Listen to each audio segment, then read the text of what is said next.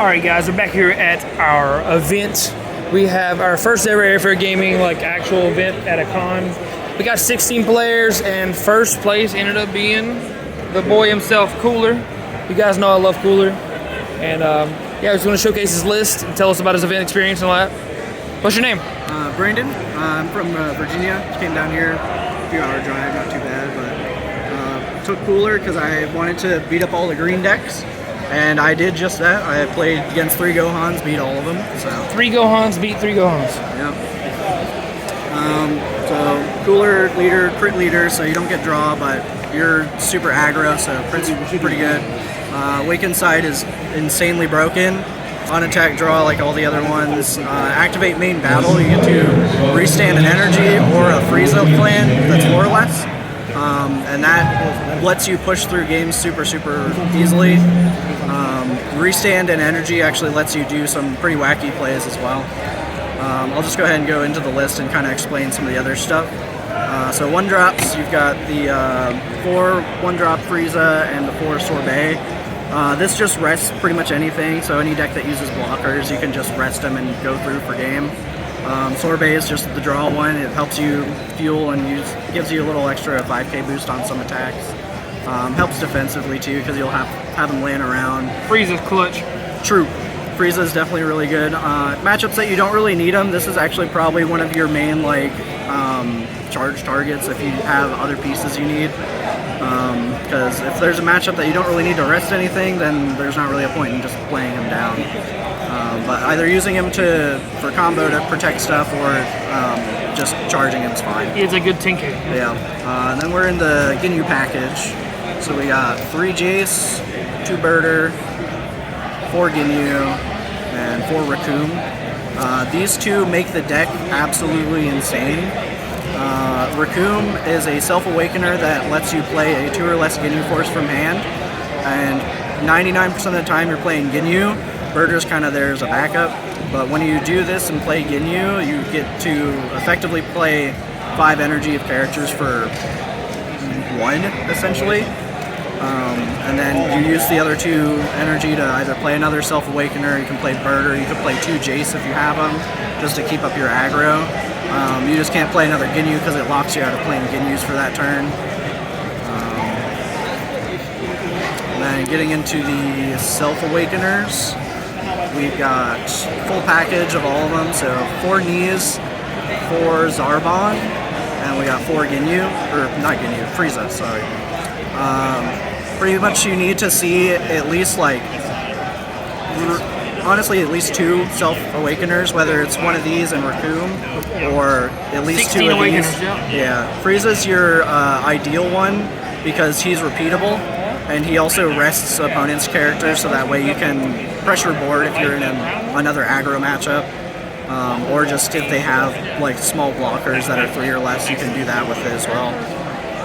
But honestly, you want to just awaken as soon as possible with this deck, so you just want to get at least 2 of these out. Your opponent's probably going to attack you for the first couple of life anyway, so you just need to grab 2 life and then you're awakened. Top end, we've got 1 Golden Frieza, 3 Cooler blockers, 4 drop Friezas, and the 1 Vanilla Frieza. The 1 Golden Frieza I think is fine. I was running 2 before, but I cut him down to 1 because zero combo power in this deck is a little rough a lot of the time, because you really need the combo power to keep your board alive. But a lot of the time in matchups that I don't really think I need this to push for game, if I see it, I'll usually charge it. Like maybe Broly matchups, you kind of really don't need it because the number's a lot smaller. And then games that you don't think you'll even get to 5, you don't need it, because most of the time, especially against Gohan, you're ending the game before they even get to 6. So this isn't super necessary. I've seen lists that don't use it at all, which I think is fine too. You could run a second 3-drop Frieza and that would be fine, just as another 10k. 4-drop Cooler, I run 3, some people run 4, some people run less. I think 3 is an okay number. You really need this in the mirror match and against other aggro decks, because being able to swing twice with it means you can pop 2 2-drops, which is absolutely crazy against any other aggro deck. so you just get to wipe their board for essentially free. And then you can also restand it on your opponent's turn using the leader effect, so that way you could essentially block, restand it during combo step, and then you can block a second time later in that turn. Well, there were 2 coolers in top 4, so. Yeah. Cooler's like third best deck in the game right now. Yep. And then we've got the 4-drop Frieza, 40k beat stick, 5k combo. Usually you want to hold on to at least one of these for later on because it helps you push per game a lot of the time, because the 40k is a lot harder for people to combo out of. 40k is super combo plus. Yeah, it's basically a magic number for Awakened sides. The only like exception is Broly. They can super combo out of it, but you could use like a Sorbet or something to pump it by 5 if you need to, just to make it so they have to drop another card. But it doesn't restand on your charge step, so unfortunately you have to use leader effect to get it back up every time, but getting 2 40k swings in a turn gets you really, really far. It's not terrible, it's not too expensive. And then for extras, we're doing 1 Supernova, and then 3 Bonds, and then Super Combo, obviously, 4.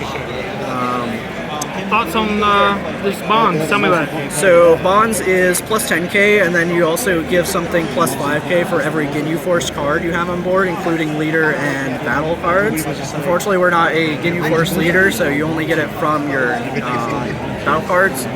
But this can easily be like 25, 30k. It can be better gigantic meteor in a lot of cases, but sometimes it just being like 20k is still enough. It helps you push per game with really big numbers, because and being on both turns matters a bit as well, because this can help you protect your board better than super combos sometimes. You use it in the finals, yeah? Yep, for sure.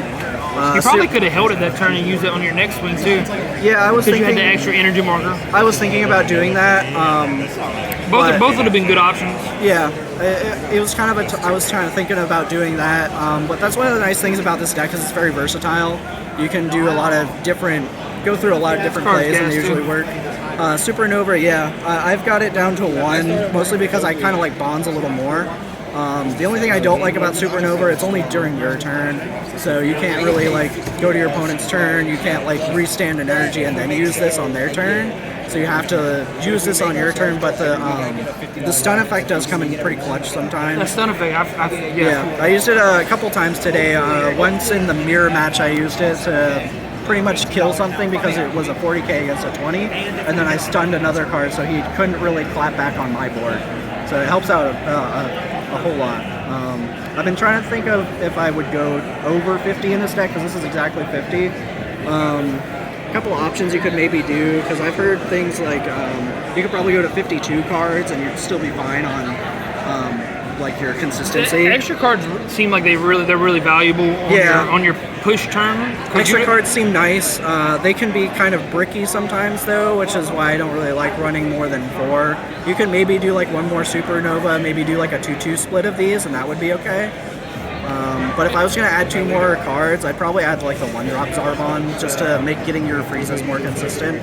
Because sometimes it can, playing the 1 Zarbon, it being a 5k combo, and then you can get a 10k off of it, means you're basically getting 15k combo off of it. So the Zarbon is a good card. I've been testing it on testing like a full Frieza package in the Frieza clan deck, the starter deck. Plus it can get you the 1-drop Frieza, which helps out. And if you can find your 5k, your 5-drop. Yep.